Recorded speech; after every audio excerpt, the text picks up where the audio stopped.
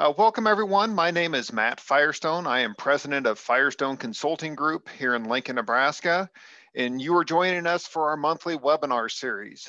We took a break last month, and we are getting ramped back up with our monthly webinar series. And this month, we are going to be talking about building your professional network. As you can see by the title of this webinar, Opening Doors, Building Your Professional Network. Just a real quick introduction to Firestone Consulting Group for those of you that may be joining us for the first time. Firestone Consulting Group works with the leaders and owners in the construction industry to help them build businesses for the lifestyle they desire. We do this through leveraging their people and developing well-oiled systems to operate their business. Our proven methods are based on real-world experiences in running and growing contracting businesses. With years of hands-on experience, our team of advisors and consultants will work with you to define your goals, develop a plan to achieve them, guide you in implementing the plan, and most importantly, be right there with you to celebrate your success. This month's webinar is sponsored by the FCG High Performance Academy. This is a 6-month intensive results-driven program for high-performing managers within your organization. Maybe this is the individual that you refer to as your right-hand man, your right-hand woman. Maybe it's a son or a daughter or niece or nephew that you're looking at turning the business over to. But this is for those people that are already performing at a high level and help them hone their leadership skills to become more successful as an individual and help drive the success of your organization. You can find more information on our upcoming academy that starts May 4th at firestonecg.com/academy. Space is limited to only 12 participants. So if this is something that interests you or someone within your organization, don't hesitate, get registered today. So as we talked, today's webinar is about building our professional networks. The outcomes that we have for today's webinar, as you can see on the screen there, is looking at how relationships are the currency of business, our internal versus our external relationships, and how they both are important to building our network. And then look at our simple 3-step process to building your professional network. So no matter where you are in your career or within your organization, maybe you're just getting started out, maybe you would identify as a middle manager, or maybe you're the owner or executive in the company. But do any of these phrases or these statements sound familiar? Maybe you've said them to yourself, maybe you've heard somebody say them out loud, but it's hard to get anything done around here.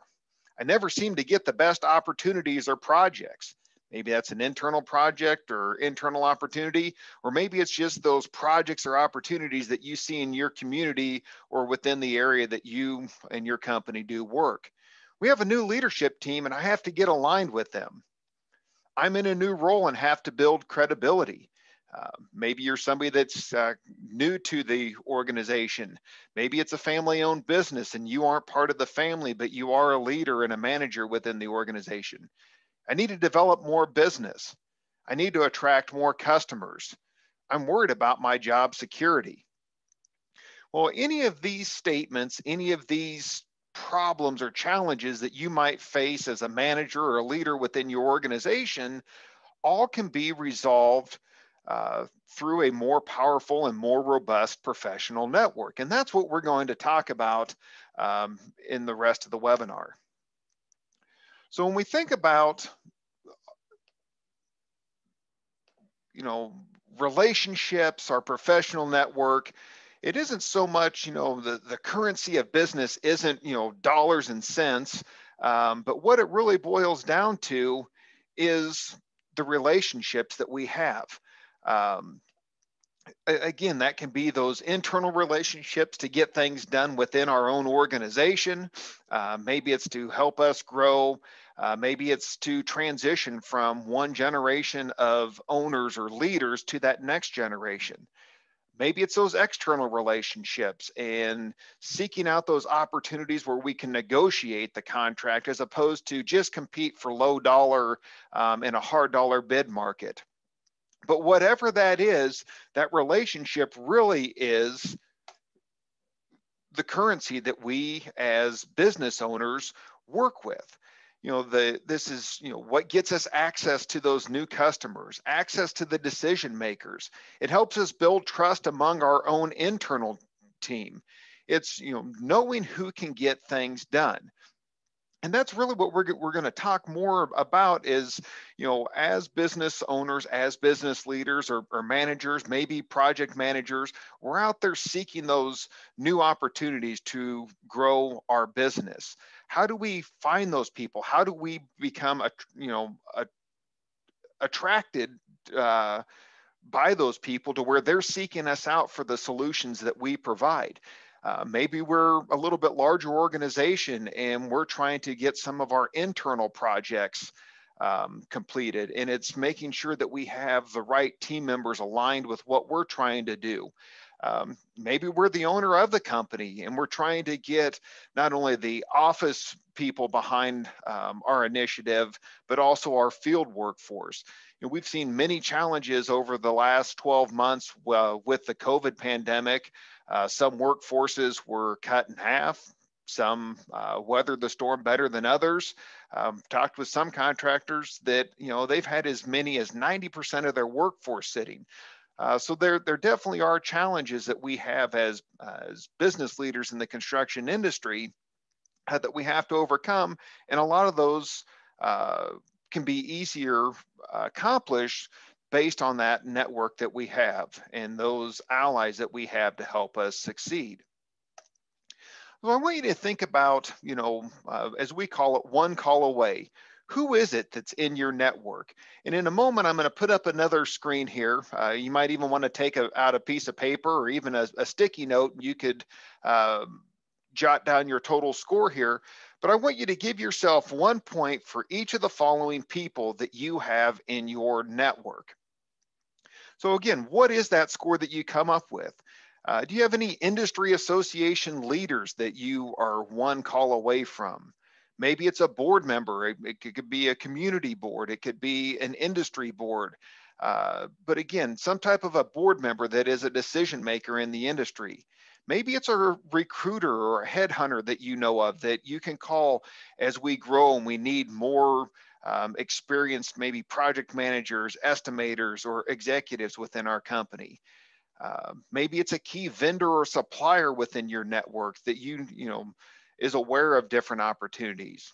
An industry journalist or an industry guru, a government official related to your industry, or a news reporter or a news anchor, executives in other companies, or decision makers in alliance partners.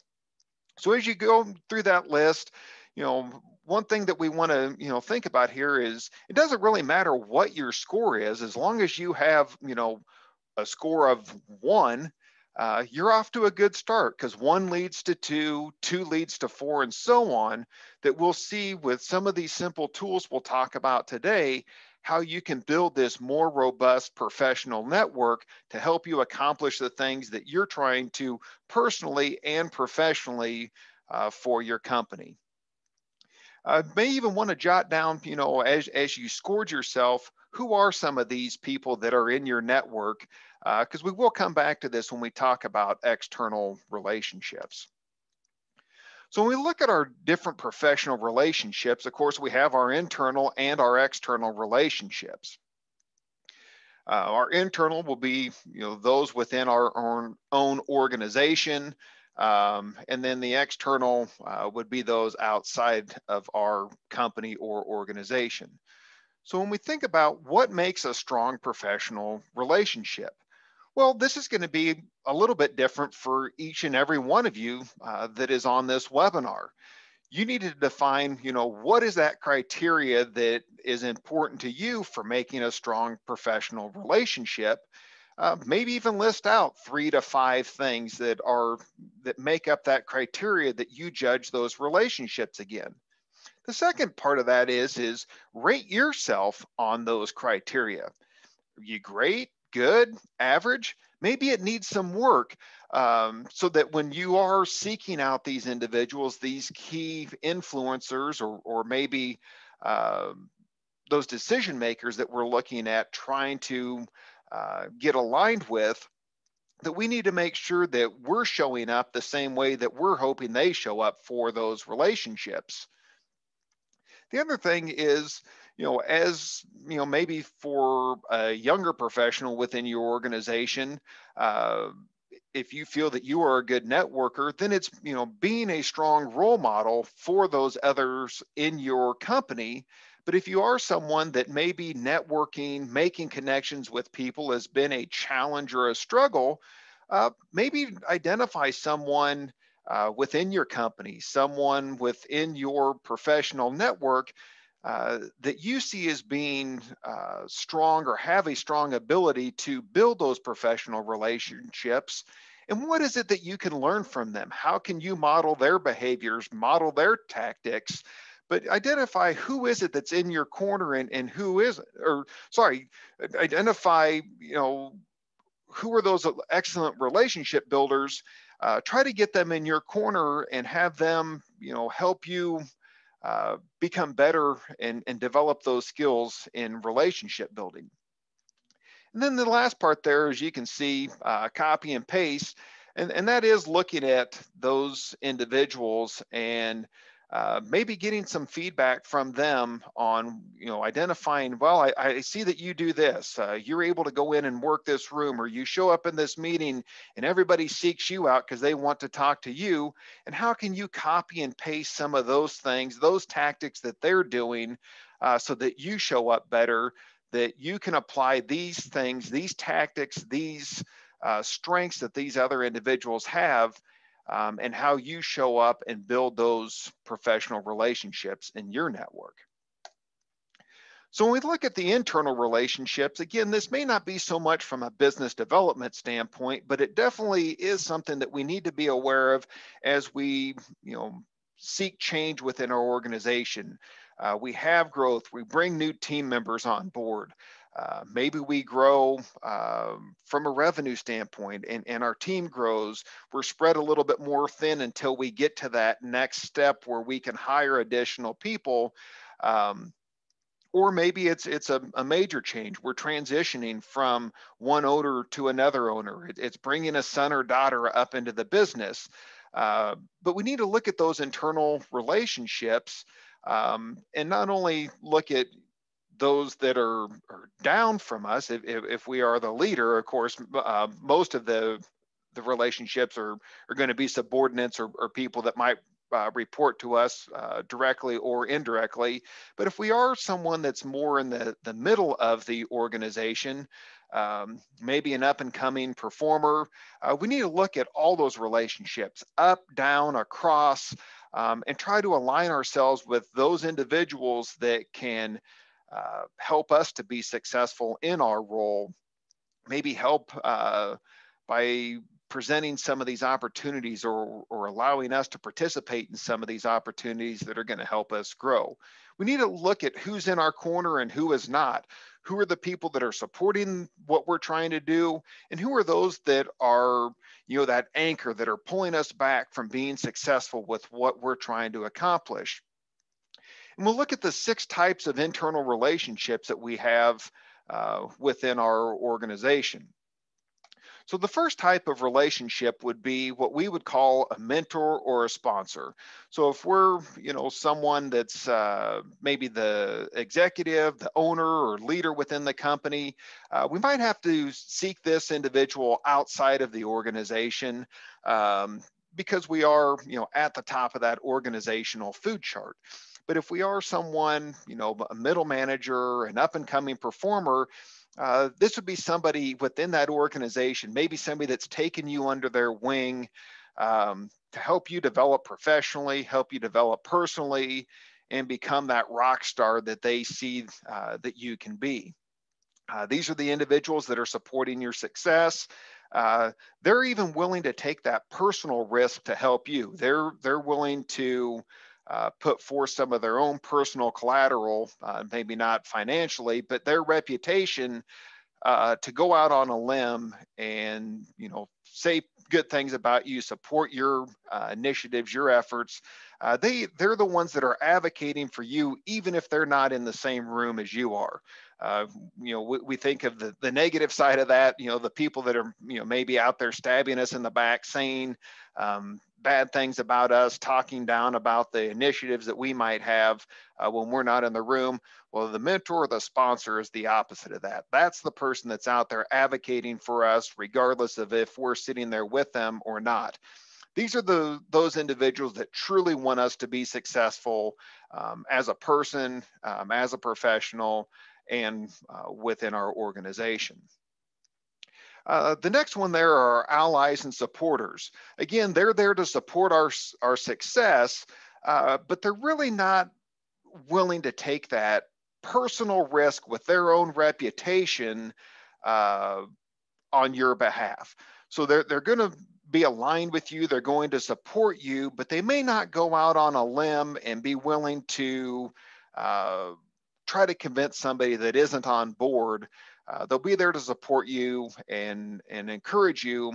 But the big difference between the supporters and the sponsor mentors are they're not going to risk their own reputation to support your initiatives. Someone that is neutral really has no opinion either way about you. They're not going to go out of their way to help you, but they won't actively harm you either. Maybe you could say this is an individual that's on the fence, just kind of going along with life. I like to refer to some of these people as maybe the time card punchers. They're there for the job. They're happy with their 40 hours. They're happy with their paycheck at the end of the week, but they're really not there to get too involved with any of the initiatives within the organization, the office politics, any of those type of things. They're more worried about their own job and just making it through life. Then the antagonists, and this is when we start shifting to the other side. For whatever reason, these individuals don't like you. Maybe you've rubbed them the wrong way in the past, but they're not so negative towards you that they're going to go out of their way and sabotage you, but they definitely aren't going to support your ideas, your initiatives. So they aren't supportive of what you're trying to do, but they're not going to put forth that extra effort to really try to make you fail at what it is that you're trying to do. Now, on the other hand, our foils or our nemesis, these are those individuals that are actively out there trying to sabotage you professionally, your initiatives. Maybe we describe these people as the cancers within our organization, that they're have their little groups, their little niches, their little cliques of people, and they're actively talking bad about you. These would be those people that are going to stab you in the back, maybe even stab you in the back or stab you in the front if you're standing there face to face with them. They are the ones that are going to go out of their way to see you fail. Maybe this because they feel that you are a threat to them. Maybe it's that there's bad blood from the past. Whatever this is, you're really going to have a hard time changing these foils or nemesis to get on board with what you're trying to do. With some of the executive coaching clients that we've worked with, one thing, it is important to be aware of our foils and our nemesis. Maybe try to bury that hatchet, try to find out what it is and resolve some of that bad blood from the past, but probably not going to change these people and do 180 degrees to where they become our supporters or neutrals. Best case scenario, maybe we can work them into being an antagonist where they still don't like us, but they're not going to go out of our way to sabotage us. And then the last one, and really this isn't a positive or a negative, but you're just not on their radar, but you definitely identify this person as someone that you want to be on their radar. Maybe that you see them as being a supporter. Maybe it's even somebody that could potentially be a mentor or a sponsor. But this is someone, again, depending on the size of your organization, if you are in a large organization, maybe you don't even know this person yet. Maybe you are a multi-location company and haven't had the opportunity to meet some of the leadership within the organization. You aren't important to them yet. Maybe they are aware of who you are, but you just haven't proved yourself to them yet. And along those same lines as just haven't been noticed by that individual. And you can see in all three of these bullet points, I have yet at the very end of that, because this is, those people that you've identified as being important to your success. But we need to figure out how you can get in front of them, how you can become known to them so that they can help you with some of those successes. What I would encourage you to do is take a look at that internal network that you have. Maybe make yourself some type of a chart like this and list those, mentors, those sponsors, the supporters, those that are neutral within your organization, the antagonists, the foils, and anybody that maybe you're not on their radar yet, and take inventory of, again, if you're that middle level manager, looking up the organization, looking below the organization, looking across the organization to find those people within your company that can help support you to be successful in your role. Of course, we really want to focus on the mentors, the supporters, and maybe even those that aren't on our radar yet, as those are going to be the ones that are actively helping us to become successful. Of course, those that we're not on their radar yet, we have a little bit more work to do with them. But when we start looking at the individuals that fall in the neutral category, the antagonist or the foil, we don't want to spend a lot of effort there, because at most we're going to be able to move somebody up one level. Maybe there are a few of those neutrals that we could move into that supporter category. Like I said before, maybe it's sitting down with somebody that's a foil or a nemesis and burying the hatchet. But again, we're only moving them up to that antagonist category where they still don't like us, but they're not going to be out there actively trying to make us fail. From here, depending on what the initiative is, what the challenge, problem, what it is that we're trying to accomplish within our organization, maybe we then would create some type of a org chart, not a hierarchy based on the titles and the roles within the organization, but looking at those that are going to be supportive of our initiative, those that are going to, detract from our success. And maybe there is somebody that's a supporter or a neutral that has a better relationship with one of the antagonists or the foils, that we can leverage that relationship to help us be more successful. The external relationships is probably what a lot of you were really hoping to hear more about, because this is probably what's going to drive our business success more than some of those internal relationships. It's how do we, generate more revenue? How do we get our foot in the door with that client or that customer that we've been wanting to for years? How do we seek those opportunities that we have the chance to negotiate versus just looking at a Dodge report and finding the opportunities that are out on the street to bid? Again, these external relationships are those outside of your organization or company, maybe even outside of your industry. That these are those people that have access to someone that you want in your network.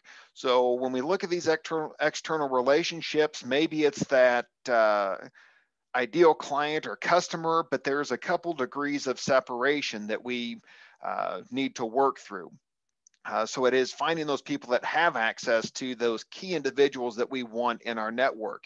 And these are those people that we're looking for that can open the doors, make the introductions, or maybe even more importantly, make those referrals for us and speak on our behalf. So as a professional, we want to try to get visible. And this is, looking for where are these, decisions being made.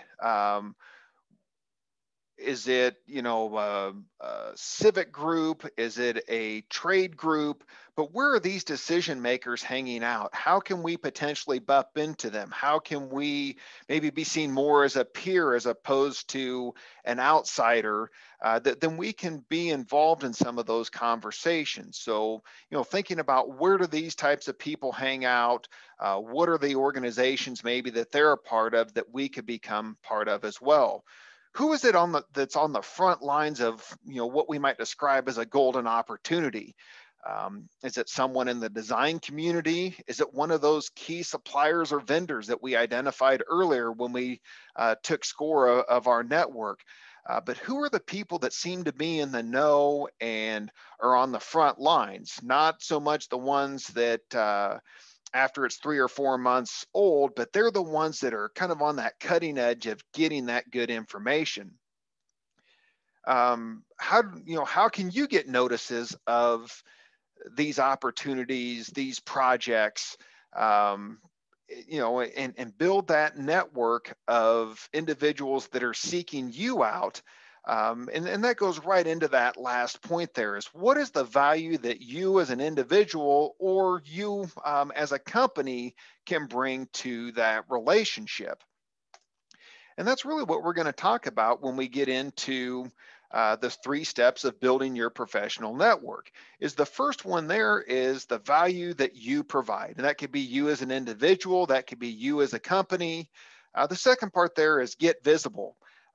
Become known to these people. Get out in front of them so that not only do they know what that value is, but you're easily accessible and they can find you for those solutions.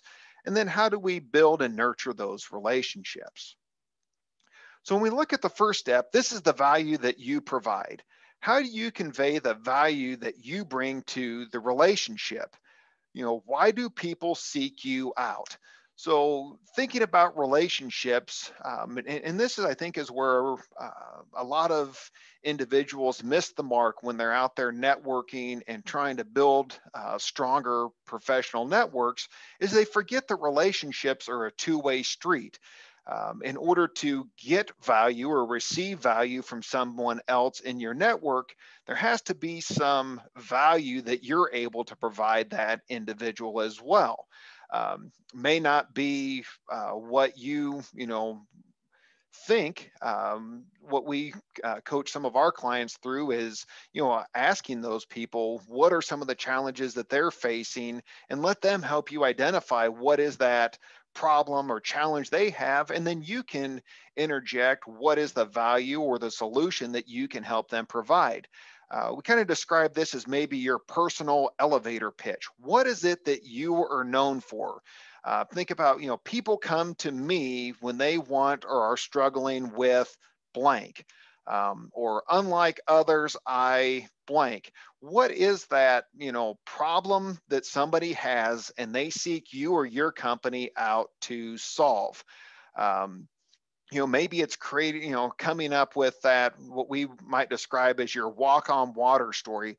What are those amazing results that you had? Maybe it's a project that you can think about that was, super difficult, super messy. Nobody else wanted to do it. All your competition was running from it. You went in there and you and your team performed exceptionally for that owner, got it done, ahead of schedule, figured out some value engineering ideas, and were able to save them some money. That you were that, knight on that white horse that came in and saved the day. But what is it that, your customers, people within your industry might seek you out for? And then it goes the same thing within your own organization. If you're somebody that can get things done, what is it that you can get done? Do you have a way of, rallying the troops that, maybe we have a bid deadline and just know that the estimator isn't going to get that done? Well, how can you rally other people around that? Maybe we have a project and, because of weather, because of COVID, for whatever reason it is, we're behind. Maybe the budget's busted and we need to still figure out how we're going to make a profit. Are you that one that can get in there and figure out where we can come up with some cost savings ideas, how we can be more efficient with how we manage the labor and the other resources on the project. But what is that unlike anyone else within your organization or in your network, that you can do better than anyone else? Again, it's looking at that last question on the screen. Why do people seek you out? And that you can be you as an individual or you as a company. This next step is getting visible, and it's how do you get the word out about the problems that you are able to solve for others. Where are you going to go to be seen? Again, how are you going to educate and influence people about how you can help them with your struggles? So we've identified that value that you can bring to the relationship. And now, how are you going to get that word out? Maybe there's associations that you can join. Maybe there's nonprofit leadership roles that you can take within your community. Maybe there's some civic groups that you can join and become involved in those. Maybe other community leadership roles. Maybe it's through just some simple sports and hobbies. Maybe it's a golf league. Maybe it's coaching a youth sports team. Maybe it's a religious group. We've even seen, effective results with LinkedIn networking. Again, you have to have that compelling message of how you can help other people solve their problems and be able to offer some value when you're seeking something in return from them. And then the last step in the process is building and nurturing those relationships. Who are the people that you need to connect with? How can you be proactive, systematic, and strategic about how you go about doing this? Of course, we can't just say that, we want to connect with the building and maintenance manager of the large university or a large hospital system. We're going to have to be a little bit more proactive and strategic about how we do that. Maybe we know one of our vendors sells directly to one of those organizations, and they can make that introduction for us. But we can't just make the ask, sit back, and then hope the phone starts ringing. We're going to have to develop a plan and then stick to that plan. Thinking of it as a target, maybe that key individual is the bullseye. Your connection is that 1 degree of separation. Again, maybe it's that key vendor. Maybe it's a design professional that you know of. If you're a subcontractor, maybe it's building that relationship with a general contractor so that as they negotiate work with some of their customers, you're the first one that they think of to come in and do the electrical work, the plumbing work, the drywall work, the roofing, whatever that might be. That you're on that outer ring. How do you leverage your connections to get to those key individuals? In a lot of cases, there is just 1 degree of separation in a lot of the professional relationships that we seek. Looking at 2 different tactics that we might have to bridge that degree of separation and get those connections is through introduction or reconnection. So if you have a piece of paper handy, have a pen handy, going to have you actively participate in the webinar today. So what I want you to think about here with that piece of paper is who can help make an introduction. I want you to go ahead and actually list 3 people that can get you 1 step closer to that key individual that you've been wanting to meet with. Maybe it's a customer, maybe it's a design professional, maybe it's somebody else, that it's that mentor or that sponsor that you've been wanting to get that introduction with. Who is it, or who are those 3 people that you think would be great at helping you make that introduction? Maybe this is that person, we kind of talked about that 1 call away. Maybe these are those people that when you call them, they're going to pick up the phone. More and more of us have the caller ID on our cell phone so we can see who it is. This is the person that isn't going to ignore that call, isn't going to send you straight to voicemail. But then when you do reach out and ask for that introduction, again, we want to be proactive. We want to be systematic and strategic about how we go about doing this, that we want to be very specific about what it is that we're asking them to help us do. It's to, make that introduction, make that referral, help open that door. But like we talked, it's that two-way street. What are you going to give that individual in return for making that introduction? Again, we don't have to have that crystal ball and make assumptions of what it is that's of value to them or the need that they have. It can be real simple as, having this conversation with this person within our network that can open that door, and just flat out saying, hey, I appreciate your willingness to make this introduction. I want to do something for you in return. I want to give you something in return. Let them be the one that tells you that they don't want anything, or maybe it's just a simple favor. Maybe there's someone in your network that they've been wanting to get that introduction to, and you can do that for them. Then the last thing is this someone that's internal or external to your organization? And how would that approach be the same or different with what you're trying to accomplish?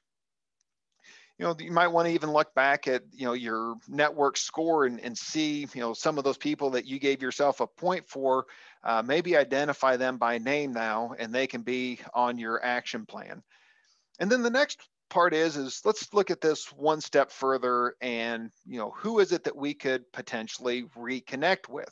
And when we say reconnect with, this would be someone that I would look at my network and say, maybe the last touch or the last contact I had with them was maybe 9 to 12 months ago. Depending on what that relationship is and what it is that we're seeking out. Maybe it's someone that we haven't interacted with for a couple of years. But how is it that you might be able to reconnect with them, or what is your reasoning for calling them out of the blue or sending them that email to reconnect? And just like with the introduction, what is that, action item that we're seeking from them? Might have a little bit more work in front of us with this reconnection, just because we don't have that day-to-day rapport that we do with some of these other connections in our network. But just like with that introduction, when we do that, find someone to reconnect with, we need to make sure that we are providing some type of value to that conversation as well. With your list of individuals, what you could do then is put that into your action plan. What is it you're going to do? I'm going to pick up the phone and I'm going to call John by when? Next Monday, next Tuesday. And what is it that I'm going to ask John to do? Well, John, I've really been wanting to get into, capital city hospitals for the last few years. And I know that their facilities director. So that's what my action is I'm going to call John next Tuesday and ask how I could help him in return for him making that introduction to the facilities manager at the hospital. Kind of heard myself talking to myself there. That might even be what you do, is role play that conversation. Maybe you have someone within your organization that you could kind of role play that conversation with. Maybe it's just jotting down some notes of how do you see that conversation going through your mind when you actually do get on the phone. Like I said before, whether it's strengthening and building those internal relationships or those external relationships, it's not like the Field of Dreams movie where you build it and they will come. We need to be active. We need to be strategic. We need to be systematic about how we're building this network. But then once we build it, we need to continue to foster those relationships, nurture those relationships, so that we are the ones that are being sought out when these opportunities do arise. When somebody has that real, challenging project, but they know you're the one that can come in, you can be that cleanup batter and hit that home run every time. So when we kind of a recap of what we talked about today is, looking at relationships and how that becomes the currency of business. And some of you might be saying to yourself, well, I'm pretty new to the industry. I don't have a whole lot of relationships. I really don't have a lot of value that I can bring to the equation. I think you'd be surprised as you start talking with other individuals. Maybe it's seeking out that mentor within your organization. Looking back to my career, some of the people that I wanted to align myself with, tap into that knowledge, that experience that they had. What I found with some of them is they just wanted to have a cup of coffee, once a month and just tell some of their stories from the industry. All they wanted to do was be heard. And in return, were right there in my corner when I did get into a challenging situation and would be able to help me out or talk through the challenge that I have. It really,